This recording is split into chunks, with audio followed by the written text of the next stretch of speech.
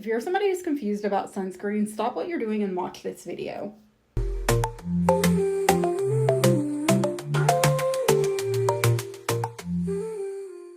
I've seen a lot of confusion on the internet, specifically from Black women, on like what sunscreen works best for us. So I'm just going to talk you through the differences between a face and body sunscreen and then a mineral and chemical sunscreen. But first, why should we be wearing sunscreens? Well, there's some obvious reasons, right? Anti-aging. The sun is what ages us the most. If you're wearing that SPF, that protection, it's going to slow down some of that aging, right? It also helps with hyperpigmentation, and it helps protect your skin if you're somebody who's using a lot of additives like vitamin C and retinol. Now we have our body sunscreens, right? We have the more traditional ones that we've seen, like the Coppertone, that have sort of the atomizer on it. If you want something like a more sensory-driven experience, Vacation has this really fun one that's gone viral a few times here on TikTok. Those are meant specifically to be used on your body. Now, if you have no other choice but to use it on your face, something is better than nothing. But again, specifically meant for the body. And then we have our face sunscreens. This is where I'm going to need you to lock in, right? We have our more traditional mineral sunscreen, and then we have chemical sunscreens. Mineral sunscreens are the ones you see most often. They leave a sort of physical barrier on the skin, which is why you're getting that white cast typically, right? And for the record, I know this white cast is a pain in the butt, but if you're somebody with like super sensitive skin, a chemical sunscreen might not work for you because it might irritate your skin, which is why you look for something like a mineral sunscreen. You can also get your mineral sunscreen with a tint. I know one that I see most often recommended is the La Roche-Posay tinted mineral sunscreen. So maybe take a look at that if that's something you're interested in. Also, if you're a little confused on whether or not what you're using is a mineral sunscreen, it'll typically have either like titanium dioxide or zinc oxide as two of the main ingredients. The one I have in my hand is the Supergoop Mineral Matte Screen.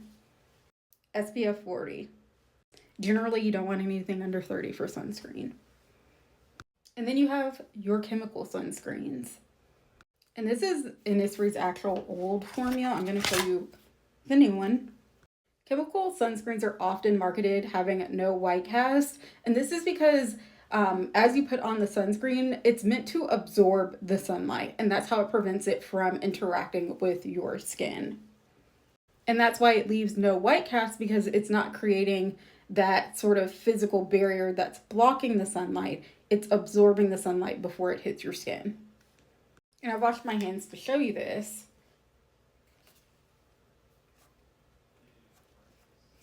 As you begin to rub it in, it's going to disappear. Let me rub it in. Like literally disappears on your skin.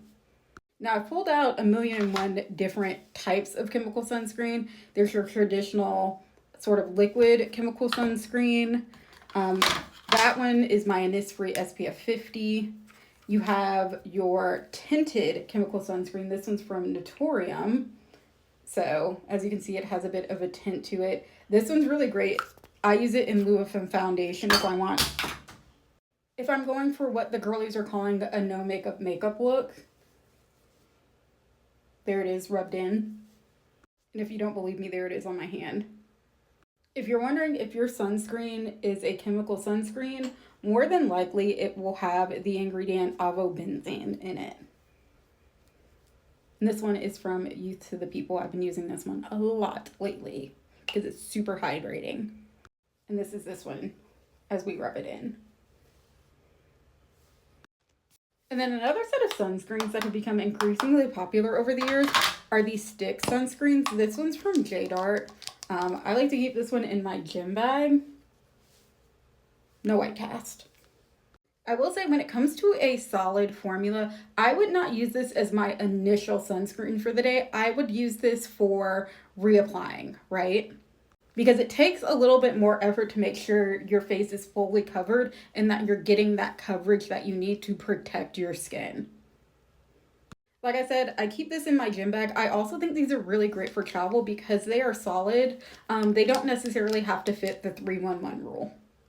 And then one thing I do want to note, we have a lot of new products that have SPF in them, right? Just because they have SPF in them does not mean that they are a sunscreen. And you'll see this in a variety of beauty products. This is a CC cream. I've seen it in powder foundations, setting sprays, etc. These do not replace an SPF. And in fact, shout out to It Cosmetics because on their packaging, it says use with sun protection measures. So I just want to reiterate, not a sunscreen. Yes, a sunscreen. And that is sort of your overview on sunscreens.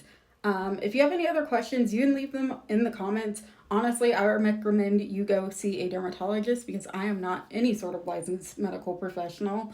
But this is just to help you get started understanding sunscreens a little more.